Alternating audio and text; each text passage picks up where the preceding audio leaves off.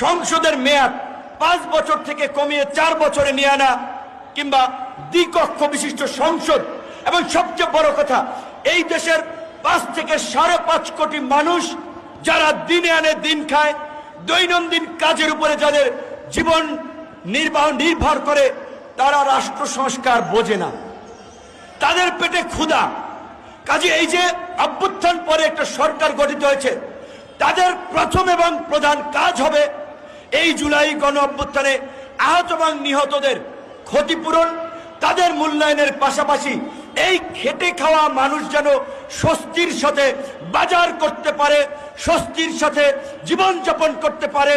তাদের যেন ক্রয় ক্ষমতার মধ্যে নিত্য প্রয়োজনীয় জিনিসপত্র থাকে, সেটি নিশ্চিত করতে হবে। তার জন্য আমরা পরিষ্কার বলছি, এখন নতুন সরকার গঠিত হয়েছে, তাদের বেশ কিছু পদক্ষেপ আমাদের কাছে ভুল মনে হচ্ছে। তারা সঠিকভাবে